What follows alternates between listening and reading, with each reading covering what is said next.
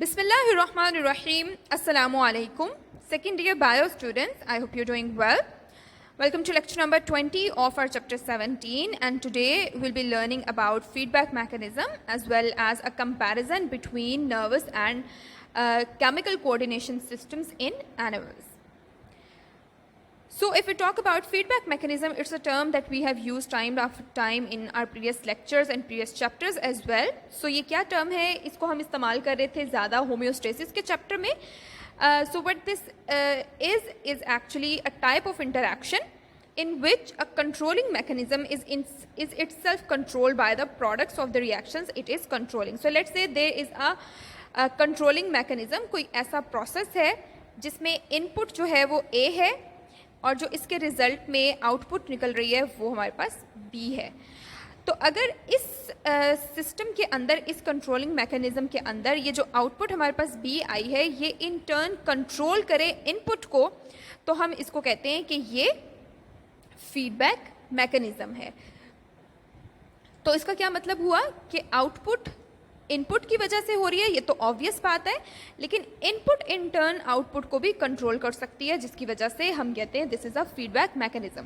और हमें अपनी प्रीवियस नॉलेज में ये भी पता चल चुका है कि फीडबैक मैकेनिज्म दो तरह की हो सकती है, पॉजिटिव या नेगेटिव. यानी कि अगर आउटपुट इनपुट को स्टॉप कर दे तो ये हमारे पास नेगेटिव फीडबैक है, और अगर आउटपुट इनपुट को इंक्रीज कर दे, यानी कि आउटपुट भी इंक्रीज हो और इनपुट भी इंक्रीज हो, रिएक्शन जो है वो तेज़ होता जाए, तेज़ी से चलता जाए, तो ये हमारे पास पॉजिटिव फीडबैक है. अब हम कुछ कंपोनेंट्स की बात करते हैं कि अगर हमें कोई भी फीडबैक मैकेनिज्म का सेटअप नज़र आए तो उसमें कौन कौन से पार्ट्स होने चाहिए.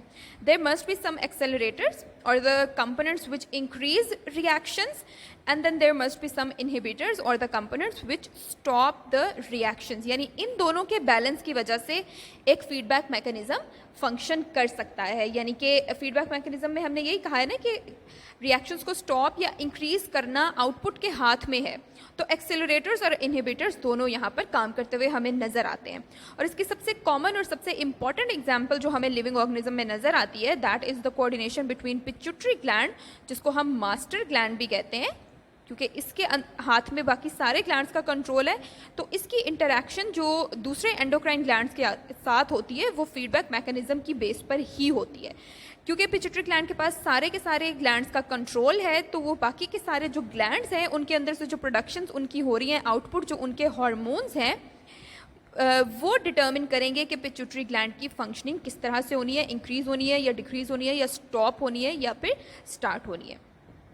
इसको हम एक एग्जाम्पल के साथ देख लेते हैं. एग्जाम्पल हमारे पास है interaction between pituitary gland and the thyroid gland. इन दोनों की इंटरैक्शन किस तरह से होती है, तो सबसे पहले तो हमारे पास है फंक्शनिंग ऑफ हाइपोथैलेमस. हाइपोथैलेमस के पास जितने भी स्टिमुलाई हैं जिन्होंने रिएक्शंस को स्टार्ट करना है वो हाइपोथैलेमस के पास पहुंचेंगे. सो इस केस में कोल्ड एंड स्ट्रेस के स्टिमुलाई जो है that is going to reach the hypothalamus. और फिर हाइपोथैलेमस का जो न्यूरो सिक्रीटरी सेल्स हैं, यानी कि वो सेल्स जिन्होंने सिक्रीशंस करनी है हाइपोथैलेमस के अंदर, वो रिलीजिंग फैक्टर को यहाँ से रिलीज़ कर देंगे, जिसको हमने कहा था थायराइड रिलीजिंग फैक्टर. ये TRH जो है ये रिलीज़ हो गया हाइपोथैलेमस से. It is going to move through this infundibulum to the anterior pituitary. Anterior pituitary के पास पहुंचेंगे और वहाँ पर इस जगह को स्टिमुलेट करके यहाँ से थायराइड स्टिमुलेटिंग हार्मोन रिलीज़ हो जाएगा. थायराइड स्टिमुलेटिंग हार्मोन रिलीज़ हो गया हमारे पास पिट्यूटरी के अंदर, एंटीरियर पिट्यूटरी के अंदर. This stimulating hormone is going to then travel towards the thyroid gland. अब ये जो टारगेट ग्लैंड है वहाँ पर जाएगा और थायराइड ग्लैंड को स्टिमुलेट करने के बाद यहाँ से थायरॉक्सिन को रिलीज़ करवा देगा. सो हाइपोथैलेमस से रिलीजिंग फैक्टर निकला, पिट्यूटरी के अंदर स्टिमुलेटिंग हार्मोन निकला और हार्मोन ने जाकर थायराइड को स्टिमुलेट कर दिया और वहाँ से थायरॉक्सिन हार्मोन्स को निकाल लिया, जिसमें हमें पता है कि T3 भी है और T4, ये दोनों हार्मोन्स यहाँ पर हैं. इनकी प्रोडक्शन जब हो जाएगी तो इसकी वजह से मेटाबॉलिज्म इंक्रीज़ हो जाएगी. कोल्ड का जो स्ट्रेस है उसको ओवरकम करने के लिए हमारी बॉडी में एनर्जी प्रोड्यूस होगी, हीट प्रोड्यूस होगी. और जब हीट और एनर्जी प्रोड्यूस हो जाएगी और हमारी बॉडी का टेम्परेचर इंक्रीज़ हो जाएगा, नॉर्मल हो जाएगा जितना ओवरकम करना है, तो इन टर्न ये हार्मोन्स जाके सिग्नल वापस भेजेंगे हाइपोथैलेमस के पास भी और इंटीरियर पिट्यूटरी के पास भी, ताकि यहाँ से ये जो हार्मोन्स निकल रहे थे, ये जो रिलीजिंग फैक्टर्स निकल रहे थे, ये स्टॉप हो जाएं। तो यहाँ से हमें क्या पता चला कि जो प्रोडक्ट्स हैं वो स्टॉप कर रहे हैं इनिशियल ट्रिगर्स को। तो ये कौन सा फीडबैक मैकेनिज्म हो गया? Negative feedback mechanism. So this is an example of negative feedback mechanism, जिसके अंदर थायराइड, जिसके अंदर हाइपोथैलेमस, एंटीरियर पिट्यूटरी और हमारा थायराइड ग्लैंड इंटरैक्ट कर रहे हैं एक दूसरे के साथ। Now let's talk about a comparison between the nervous and chemical coordination systems. हमने इनको पूरी डिटेल में देख लिया है, तो पहले हम इनके कुछ सिमिलैरिटीज़ देख लेते हैं। सबसे पहले तो ये कि इन दोनों के अंदर केमिकल मैसेंजर्स प्रोड्यूस होते हैं। नर्वस सिस्टम के अंदर हमने कहा था न्यूरोट्रांसमीटर्स हैं और केमिकल सिस्टम के अंदर हार्मोन्स हैं। ये दोनों केमिकल मैसेंजर्स जो हैं दोनों टाइप्स के, they are released in the extracellular space, यानी कि सेल के बाहर, यानी सेल के अंदर प्रोड्यूस होने के बाद ये बाहर रिलीज होते हैं और फिर जिस तरह से उन्हें ट्रैवल करना है वो एक डिफरेंट उनका प्रोसेस होता है। ये दोनों प्रोसेसेस कोऑर्डिनेशन के सिस्टम जो हैं they are carrying out the function of coordination as well as homeostasis, क्योंकि इनका काम है हमारी बॉडी के डिफरेंट रिएक्शंस, प्रोसेसेस को बैलेंस आउट करने का। And also both of these types of coordination systems are going to respond to a stimuli. So एक स्टिमुलस की हमें ज़रूरत होती है इन दोनों टाइप्स के कोऑर्डिनेशन सिस्टम्स के अंदर। अब हम बात कर लेते हैं कुछ डिफरेंसेस की इन दोनों में। तो डिफरेंसेस कहाँ पर आते हैं? First of all basic unit की बात करते हैं। नर्वस कोऑर्डिनेशन के अंदर basic unit, structural and functional unit is neurons, हमने डिटेल में देख लिया इसको। और केमिकल कोऑर्डिनेशन में basic unit is the hormone, यानी हार्मोन काम कर रहा है सारा का सारा। एक्शन किस तरह का है इन दोनों टाइप्स के यूनिट्स का, यानी कि ये जो न्यूरॉन्स और हार्मोन्स हैं इन दोनों का किस तरह का एक्शन है? They are going to act where they are produced at the nerve endings, और on the other hand they are going to react at the target cells after being transported by blood. So neurons जो है वो अपनी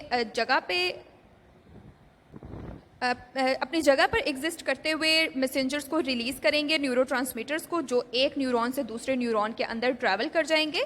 जबकि on the other hand जो hormones हैं उन्होंने travel करके all the way to the target cells जाना है और वहाँ पे जाके यानी डिलीवर करके आना है पूरा का पूरा प्रोडक्ट, यानी हार्मोन्स ने deliver at the target cells होना है। टारगेट का नंबर देखें कि न्यूरॉन्स के केस में या हार्मोन्स के केस में टारगेट कितना बड़ा या कितना छोटा है। तो न्यूरॉन्स के केस में the target cells is always a small group of cells. Neurons small group of cells को टारगेट करते हैं and on the other hand hormones they bathe millions of cells, यानी कि मिलियंस ऑफ सेल्स तक hormones पहुंचते हैं और फिर उनमें से कुछ जो हैं वो हमें रिएक्शन करते हुए दिखाई देते हैं। इफ़ेक्ट्स की बात कर लेते हैं कि इन दोनों टाइप्स की कोऑर्डिनेशन के इफ़ेक्ट्स किस तरह के हैं। तो नर्वस सिस्टम का इफ़ेक्ट हमें इमीडिएट नज़र आता है, यानी कि फौरी तौर पे हमें रिस्पांस नज़र आ जाता है। और केमिकल कोऑर्डिनेशन थोड़ा प्रोलॉन्ग्ड होता है क्योंकि हार्मोन्स ने पहले प्रोड्यूस होना है और फिर ट्रांसफ़र होना है थ्रू ब्लड, तो ये प्रोसेस थोड़ा टाइम लेता है। इस वजह से ये प्रोसेस या केमिकल कोऑर्डिनेशन का इफ़ेक्ट थोड़ा लंबा होता है। स्टिमुलाई किस तरह के होते हैं दोनों केसेस में? स्टिमुलाई नर्वस कोऑर्डिनेशन के केस में है इलेक्ट्रिकल सिग्नल्स। इलेक्ट्रिकल सिग्नल्स एक तो सेंसरी ऑर्गन से इंड्यूस होते हैं, प्रोड्यूस होते हैं और फिर वो travel within the cell of neuron के अंदर ट्रैवल करते हैं। On the other hand chemical के केस में हमारे पास केमिकल स्टिमुलेशन होती है जो बॉडी के अंदर भी हो सकती है और बॉडी के बाहर भी हो सकती है और इवन समटाइम्स सेल्स के लेवल पर भी हो सकती है। स्पीड की बात कर लेते हैं। इन दोनों कोऑर्डिनेशन सिस्टम्स की स्पीड में अपेरेंट और ऑब्वियस हमें डिफरेंस नज़र आता है क्योंकि नर्वस कोऑर्डिनेशन बहुत फास्ट है and it is very rapid. On the other hand chemical coordination one second, जैसे हमने पहले भी कहा कि ये स्लो है और ये प्रोलॉन्ग्ड है, it takes a longer period of time. Nervous coordination की फास्ट होने की अगर हम एग्जांपल देखें तो normally nerve impulse travels at 100 metres per second और इवन सम ह्यूमन बींग्स के केस में फास्टेस्ट जो इसकी ट्रैवलिंग स्पीड है वो 120 मीटर्स पर सेकेंड भी रिकॉर्ड की जा चुकी हुई है। एंड लास्टली कि इन दोनों के अंदर जो मैसेंजर्स प्रोड्यूस हो रहे हैं, हमने कहा न्यूरोट्रांसमीटर्स और हार्मोन्स जो हैं ये दोनों जो प्रोड्यूस होते हैं उनका एक्टिवेशन पीरियड कितना होता है, यानी वो कितने टाइम के लिए एक्टिव होते हैं। जो न्यूरोट्रांसमीटर्स हैं वो शॉर्ट लिव्ड होते हैं क्योंकि उनका काम सिर्फ और सिर्फ एक हार्मोन से एक न्यूरॉन से दूसरे न्यूरॉन तक इंफॉर्मेशन को जंप करने का या ट्रैवल करवाने का काम होता है, इसलिए वो शॉर्ट लिव्ड होते हैं और जैसे ही ये इन्फॉर्मेशन पास ऑन हो जाती है नेक्स्ट न्यूरॉन तक तो वो डेड हो जाते हैं। ऑन द अदर हैंड जो केमिकल कोऑर्डिनेशन है, messengers have long duration of their activation, क्योंकि हार्मोन्स जो हैं वो ब्लड के थ्रू ट्रैवल करते हैं तो वो ब्लड के अंदर लॉन्गर पीरियड्स ऑफ टाइम तक रिटेन रह सकते हैं, रुक सकते हैं और एक्टिव फॉर्म में वहाँ पे प्रेजेंट रहते हैं। So these were all the difference and similarities between nervous and chemical coordination systems. I hope there is nothing difficult for you to understand these, and इस तरह से टेबल के फॉर्म में आप इसको याद कर लेंगे तो ये आपके लिए बहुत ईजी भी हो जाएगा। सो इंशाल्लाह I will see you in the next lecture. अल्लाह हाफिज़।